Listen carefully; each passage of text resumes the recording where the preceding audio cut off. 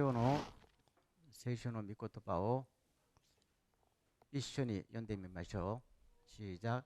너희는 세상의 소금이니 소금이 만일 그 맛을 잃으면 무엇으로 짜게 하리려. 후에는 아무 쓸데없어 다만 밖에 버려져 사람에게 밟힐 뿐이니라. 아멘. 일본어대 시작. あなた方は地の塩である。だが塩は塩気がなくなければその塩は何によって塩味がつけられるよ。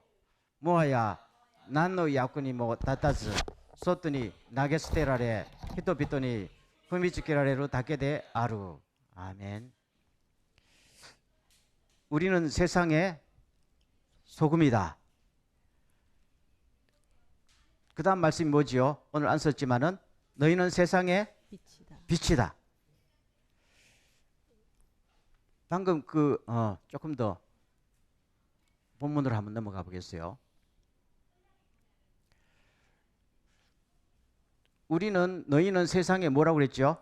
소금이다. 근데 일본 성경은 세상이라고 말하지 않고 뭐라고 그랬죠? 영어는 earth라고 정확히 말하고 있어요. 그러니까 예수님께서 말씀하실 때 너희는 땅의 소금이고 요노 히카리다. 치노 시오고 요노 히카리다. 그렇죠? 감이 잡히시죠? 우리나라 성경은 세상이라고 일률적으로 번역하고 있는데 영어나 일본어는 정확하게 땅, 흙이라고 정확히 번역하고 있어요. 그럼 이걸 대조해서 설명하면은 세상은 사람들이 사는 사회 아니에요? 사람들 사이에서 빛이 되어야 된다. 그 말이잖아요. 그러면은 땅, 흙에서는 뭐가 되어야 돼요? 소금이 되어야 된다는 말입니다. 땅에서 흙 속 땅에서 소금 역할을 해야 된다는 것이 무슨 뜻일까요? 감이 안 잡히시죠? 그렇잖아요? 어두운 세상을 밝히는 빛이 된다는 것은 금방 들어옵니다. 왜 소금이 땅에서 역할을 감당해야 되느냐 하게 되면은 이것은 중동 지방의 삶의 습관을 이야기하면은 이해가 될 수 있습니다.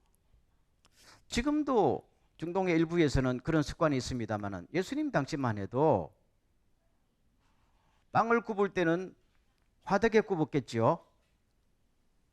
전기밥통도 없던 시절이니까. 그러면은 보통 흙을 파서 그 안에 화덕을 만들지요. 아니면 흙을 가지고 화덕을 새로 만들거나. 연료는 무엇을 썼을까요? 하면은 소나 낙타의 대변을 말린 것을 가지고 썼습니다. 보통 한겨울을 날려면 어떤 집에는 그 대변으로 말린 연료를 한 1000개 정도씩 준비를 했다고 합니다. 그런데 이러한 연료가 불이 잘 안 붙을 때가 있고 불이 붙어도 불이 약해질 때가 있어요. 그러면 그 안에 뭘 넣었을까요? 소금을 넣게 되어 있었던 것입니다. 특별히 사해 근방에서 나는 암염 같은 거를 넣거나 뿌리면은 불길이 다시 치솟거나 불이 붙게 되어 있는 겁니다. 촉매제 역할을 하게 됩니다. 그래서 성경은 정확하게 너희는 땅의 소금이다 그렇게 말하고 있는 것입니다. 그럼 두 번째 보세요. 넘어가겠습니다. 너희는 땅의 소금이다. 그런데 소금이 그 맛을 잃으면 소금이 맛을 잃는 법을 들어본 적 있어요? 이 말은 오늘 예수님이 말씀하신 배경에서 보면은 충분히 이해갑니다. 한 번, 두 번 써먹다 보면은 그 안에 마그네슘 성분이 다 빠져나가면서 더 이상 촉매제 역할을 못하는 거거든요. 그러면 결국 소금이 들어가서 어떠한 역할을 못하게 될 때는 뭡니까? 소금을 다 긁어내서 밖에 버린다. 그 말이거든요. 결국 오늘 우리 크리스찬들이 세상을 살아가는 동안에 크리스찬으로서의 역할과 능력을 상실해지게 되면은 세상 사람들에게도 밟히고 주님으로부터도 버림받을 수가 있다 하는 아주 간단 명료한 말씀을 하고 있는 것입니다.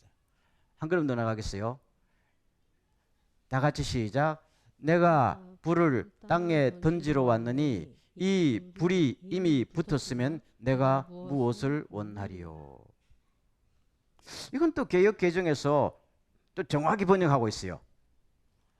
같은 단어인데 여기는 또 땅에 불을 던지러 그랬거든요. 땅에 불을 뭐하러 왔다고요? 붙이려고 왔다는 겁니다. 근데 아직 붙었어요? 안 붙었어요? 안 붙었다는 겁니다. 안 붙었으니까 예수님 마음이 뭡니까? 급하다는 겁니다.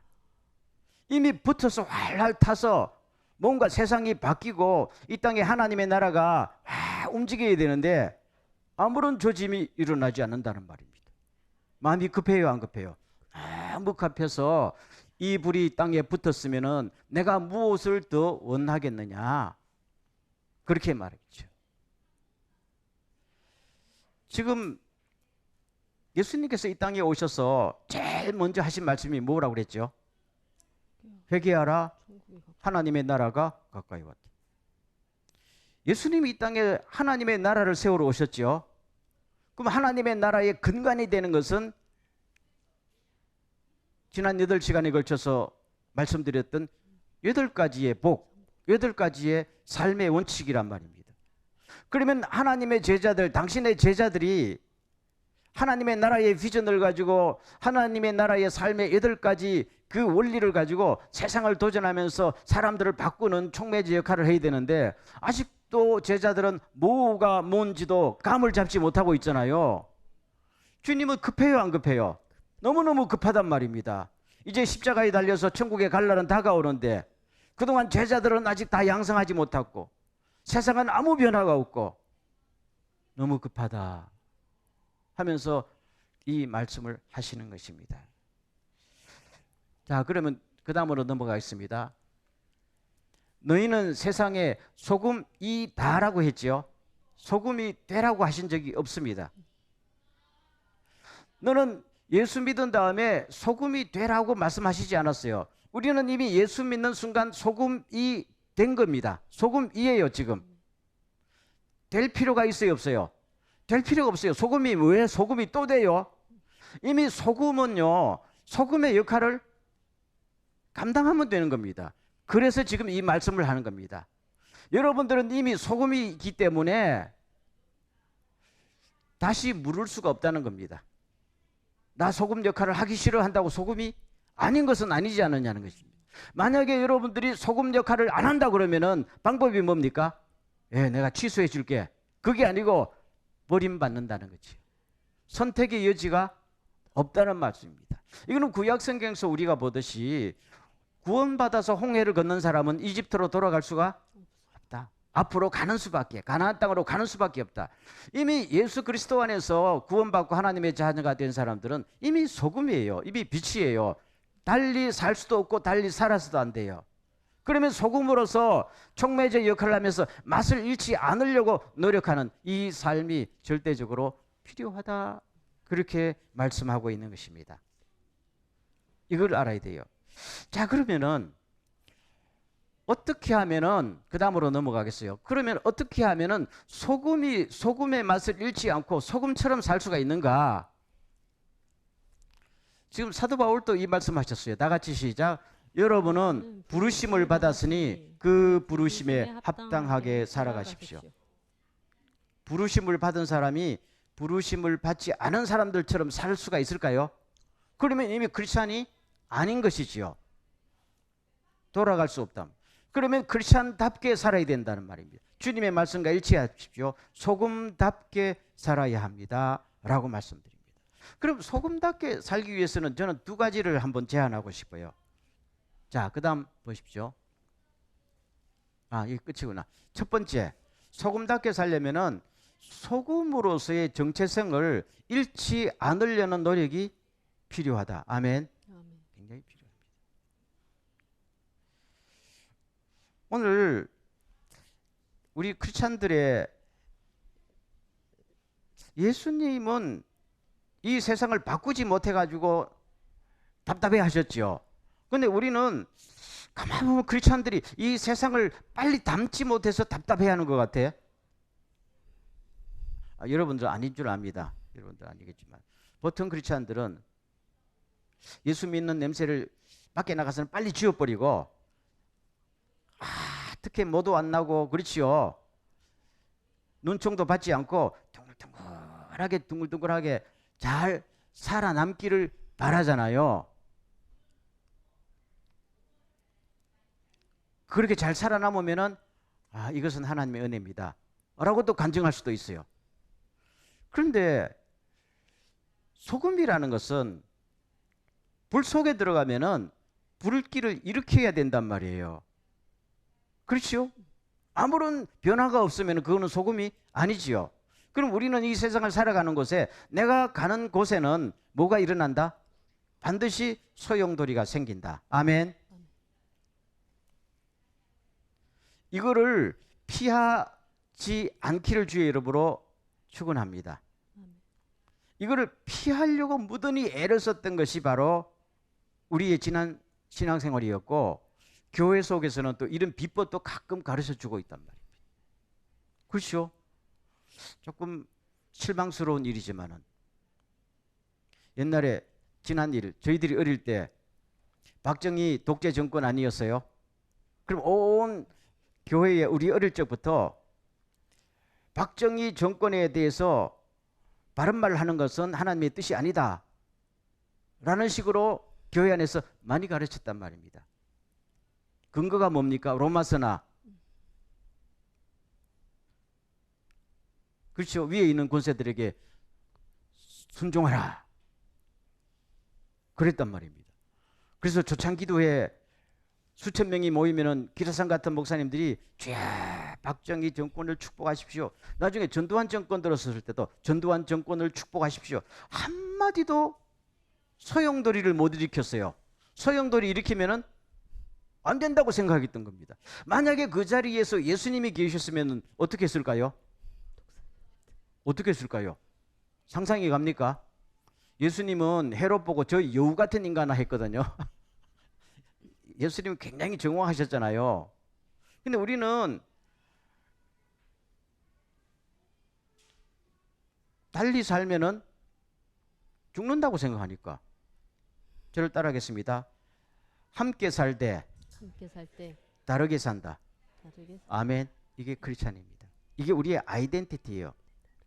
다른 건 다 잊어버려도 함께 살아야 돼요. 우리가 절간에가 살면 우리 역할이 없잖아요. 소금은 화덕 속에서 불을 일으켜야 되니까 함께 살되, 그러나 우리는 어떻게 살아야 됩니까? 다르게 살아야 됩니다. 동화되면은 우리는 끝이다. 이것만 꼭 마음속에 기억할 수 있기를 주의 이름으로 축원합니다. 두 번째, 우리의 정체성을 잃지 않고 가기 위해서는 가장 기본적인 기초가 하나 있는데, 그것은 바로 누굽니까? 예수 그리스도. 예수 그리스도를 벗어나면 안 됩니다. 그렇죠? 예수 그리스도는 우리의 믿음의 뭡니까? 시작이요 마침입니다. 그분이 우리 신앙의 모든 것이에요. 그런데 우리가 만약에 예수님과 조금이라도 거리가 벌어지게 되면 어떻게 돼요? 아무것도 아니잖아요. 제가 하나 여쭤볼게요. 우리가 마태복음 쭉 들어왔는데, 그전에도 복음서 제가 강의했죠. 제가 요새 설교하면 몇 년 동안 주로 예수 그리스도, 특별히 마태복음 들어서서 쭉 설교를 들어보면은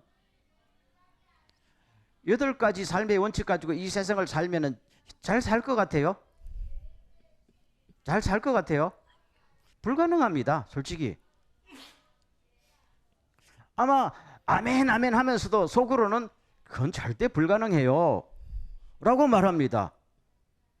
그럼 예수님께서 우리들에게 불가능한 것을 지키라고 말씀하셨을까요? 주님은 그렇게 무대포 인생을 살라고 우리에게 말씀하시지 않았단 말이에요. 우리가 할 수 있는 것을 하라고 했을 거잖아요. 할 수 없는 것을 시켰으면 그거는 아니지요. 근데 우리는 왜 그러면은 팔복 같은 것을 이거는 그냥 이상적인 하나의 아이디어지 실천적인 윤리가 아니다라고 자꾸만은 누가 가르쳐 준 것도 아닌데 그렇게 생각하는 습관이 배겼단 말이죠. 근데 왜 이렇게 되는가 보면은 예수님을 오해하는 데서부터 생겨난 것이에요. 자, 마태복음에서 지금 5장까지 보여준 예수의 모습은 어떤 모습이에요? 한없이 부드러운 토끼 같은 모습이에요? 아니죠. 굉장히 거칠고 굉장히 공격적이고 혁명적이잖아요. 여러분, 이 8가지 삶의 원칙은 세상을 뒤집겠다는 거잖아요. 이 땅에 하늘나라를 세우겠다는 것은 이 땅의 나라가 아니고 하늘나라를 바꾸겠다는 거잖아요. 그 굉장히 급진적인 변화가 일어나는 것이고 거기 위해서 주님은 자기의 목숨을 다 건 거잖아요. 그 일이 안 이루어지니까 너무 답답하다는 거잖아요. 이런 주님의 모습과 보통 우리가 평소에 생각하는 주님의 모습은 좀 다르지 않아요? 근데 여러분은 어떤 모습이 좋아요? 항상 우리 옛날에 달력의 그림 보면 예수님께서 양 한 마리 탁 안고 있는 인지한 예수님의 모습. 그렇죠?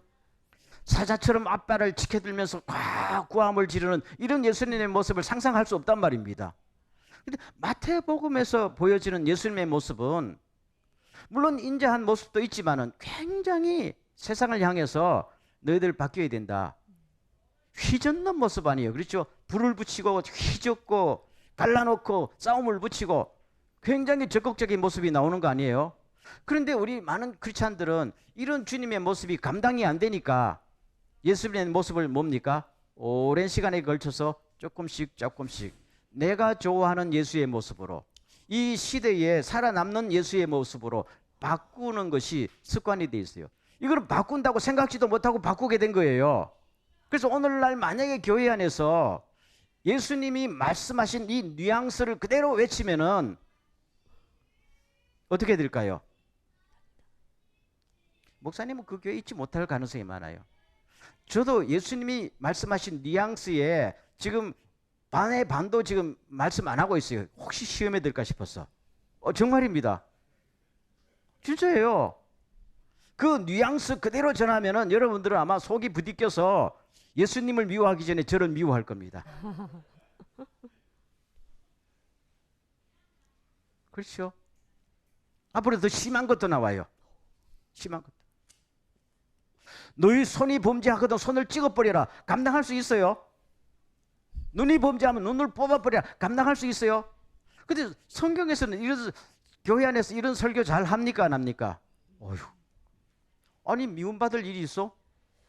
근데 예수님은 거침없이 이런 말씀을 하셨다는 말입니다. 그럼 오늘 우리가 알아야 될 건 뭡니까? 우리는 우리가 좋아하는 예수를 믿어요? 성경이 증거하는 예수를 믿어야 돼요? 성경. 내가 좋아하는 이미지 예수를 그리면 안 된단 말입니다. 흑인은 예수님의 피부 색깔이 새까맣다고 그러고 동양 사람은 예수님에게 한복을 입힌단 말입니다. 그것까지는 좋아요. 그런데 예수님의 메시지를 비틀어 버리면은 그거는 그 이후에 모든 것이 비틀어지는 거잖아요. 그렇게 되면은 당연히 우리는 나도 모르는 사이에 맛을 잃어버리고 역할과 능력을 상실한 크리스찬이 되고 있는 거 아니겠어요? 그래서 불을 붙이는 사람이 아니라 불을 끄고 있는 거예요. 요새 교회 가끔 보면. 그렇죠? 주님이 붙여놓은 불을 우리는 가끔씩 끄고 있어. 나가지도 않고 들어오지도 않고 딱 찌쭈 앉아가지고 끄고 있단 말입니다. 그래서 우리가 맛을 잃지 않은 소금이 되려면은 두 가지. 첫째는 뭡니까? 함께 살 때 다르게 살아야 된다. 이걸 잃지 않기를 소원합니다. 두 번째는 내가 원하는 예수의 모습을 자꾸 바라지 말고 주님이 성경이 말씀하시는 예수님의 모습에 나를 맞춰갈 수 있기를 주의 이름으로 축원합니다. 이것이 제일 근간이다 이렇게 생각합니다. 여러분 산상보훈 예를 들면 마음이 가난한 자는 복이 있나니 하늘나라가 저희 것이며 라고 하면은 우리는 그 말씀대로 살려고 노력을 하면 되잖아요. 아멘. 의에 줄이고 목마른 자는 복이 있나니 하면은 의에 줄이고 목마른 사람이 되려고 노력을 하면 되잖아요. 문제는 노력을 안 한 채, 이거는 우리한테 너무 심한 말씀이다. 해버리게 되면은 우리는 주님을 떠나게 된단 말입니다. 우리 보고 100% 완전한 인간이 되려고 말씀하시지만은, 그러나 우리가 어느 누구든지 단시간 내에 100% 하늘에 계신 너희 아버지 온전하신 것처럼 우리가 온전해질 수가 있나요? 그거는 힘든 겁니다. 어린애 보고 운전하라는 거나 똑같지요. 그래서 주님께서 오랜 시간 동안 참으면서 우리를 빚어가잖아요. 다만 목표는 뭡니까? 온전한 사람이 되려고 노력하는 것이고, 목표는 8가지 원칙대로 살려고 노력을 해야 되잖아요. 이 목표 지점을 바꿔버리기 때문에 우리는 표류하는 신앙이 된 것이다. 아무리 힘들어도 내가 가야 될 목표 지점을 잃어버리면 안 된다 하는 것을 꼭 마음속에 새길 수 있기를 주의 이름으로 축원합니다. 전번 시간에도 이어도 오늘 또 연결되는 제목입니다만, 이 말씀이요, 팔복을 완전히 결론 지으면서 다음으로 넘어가는 데 있어서 돌적이와 같은 굉장히 중요한 말씀이 소금이요 빛이요 하는 말씀이거든요. 이게 그냥 들으면은 굉장히 위로가 되는 소리 같고 우리에게 자부심을 주는 소리 같은데, 오늘 들어보니까 좀 아닌 것 같죠? 그렇죠? 우리 옆구리를 콱 쑤실 수 있는 소리다. 그런데 지난 시간에 말씀드렸지만, 이 말씀을 고지 곧대로 받아들인 사람 중에 하나가 사도 바울이었죠. 그리고 이분은 가는 곳곳마다 뭐라고 그랬어요? 사도 바울은 전염병과 같은 인간이다. 전염병과 같은 인간. 그랬단 말이에요. 그럼 예수님도 전염병 같은 인간 아니었어요? 아니에요, 맞아요. 그렇죠? 우리는 예수님을 생각할 때에 예수님이 우리 죄 때문에 죽으셨다라고 생각하죠. 맞아요. 그러면 그 당시에 어느 누구도 예수님이 우리의 죄 때문에 죽었다고 생각했을까요? 저 사람은 사회의 질서를 무너뜨리고 민심을 유혹하는 아주 이상한 사람이라는 거 아니에요? 전염병과 같은. 그래서 십자가에 처형해도 아무도 동정하지 않았다는 겁니다. 실제로 예수님의 모습을 보면은 우리 죄만 위해서 죽은 건 아니잖아요. 죄를 위해서 죽은 건 사실이지만 그 당시에 헛된 가치관, 그렇죠? 그릇된 모든 질서, 세상의 부정부패에 대해서 아니다, 그렇죠? 하나님의 나라의 원칙대로 살아야 된다고, 이걸 부르짖은 분이 예수 그리스도 아닙니까? 그럼 우리는 가끔 오늘날 크리스찬들이 뭔가 하면 예수님이 우리의 죄 때문에 돌아가셨기 때문에 우리 모든 삶은 영적으로 살아야 된다. 그건 하나의 부분이에요. 굉장히 중요한 부분이에요. 그렇지만 예수님의 삶이라는 게 그게 아니잖아요. 항상 살면서 뭡니까? 가난한 자, 그렇죠? 어려운 자에게 편에 서서 말씀을 전하시고, 그렇죠? 거침없이 이 사회를 바꿔야 된다고 아주 용기 있게 외쳐댔던 그런 분 아니에요? 이 면을 우리가 아예 없애버리면은 우리는 예수님을 반쪽만 이해하는 것이다. 반쪽만 이해하게 되면 우리는 항상 살아도 예수님을 닮아갈 수가 없는 것이잖아요. 이 세상에서 소금과 빛의 역할을 한다는 것은 힘들어진다 하는 걸 꼭 기억하시기 바랍니다. 저는 우리에게 이 말씀을 보면은 용기가 필요하다고 생각합니다. 저나 여러분들이나 용기가 필요해요. 나 때문에, 신앙 때문에, 나의 가치관 때문에 생겨나는 소용돌이를 내가 뭡니까? 물러가지 않고 그냥 전진할 수 있는 용기가 필요하다. 두려워할 필요가 있을까요? 두려워할 필요 없어요. 두려워한다고 뭐가 이 인생이 해결되는 거 아니잖아요. 두려워하게 되면 우리는 토끼처럼 살 거예요. 아멘. 오늘 많은 크리스천과 교회와 토끼처럼 살고 있어요. 순하게. 그러나 이제까지 주님 앞에 쓰임받았던 모든 일들, 그리고 역사를 바꾸었던 신앙인들이나 주의 일꾼들 보면은 한 번도 토끼처럼 산 사람이 없고, 뭐 어떻게 살았어요? 항상 변화의 중심점에 있었습니다. 믿지요? 아멘. 누구나 변화의 중심점이 있었어요. 자기가 의도한 건 아니에요. 처음부터 내가 소용돌이를 일으키겠다라고 작정한 사람이 있을까요? 없어요. 저도 그렇게 살고 싶지 않아요. 김혜교가 가는 곳곳에 소용돌이가 생겼으면 좋겠다. 감당 못해요. 여러분은 감당해요? 아니잖아요. 사도 바울도 소용돌이를 일으키려고 선교했나요? 아니란 말입니다. 다만 빛으로 소금으로 살려고 하다 보니까 나도 모르게 소용돌이가 생기고 점점 커지니까 자기도 모르게 변화의 중심점에 있었단 말입니다. 근데 물러가지 않고 앞으로 나가니까 모든 것이 하나님의 나라로 바뀌고 사탄의 권세가 물러가고 성령님이 역사하신 건 줄로 믿으시기 바랍니다. 오늘 교회가 그렇단 말입니다. 저는 앞으로도 우리 여러분과 같이 앞으로 예수 그리스도에게 자꾸 집중을 하려고 합니다.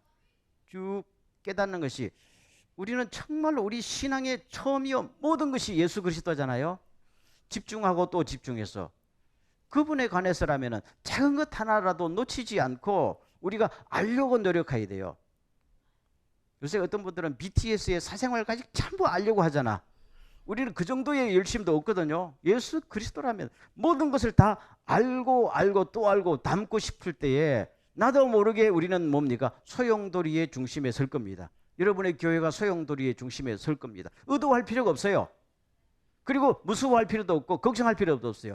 그 다음부터는 주님께서 이끌어 가실 줄로 믿습니다. 이것이 이제까지 주님이 일하신 방식이었다. 오늘 많은 크리스찬과 교회가 주여 나도 주님의 언제 주님 앞에 한번 쓰임 받을까요? 여러분 주님 앞에 쓰임 받을까요? 나는 왜 쓰임 받지 못합니까? 하면서 막 이렇게 너무 걱정하지 마세요. 그게 걱정한다고 될 일이 아니에요.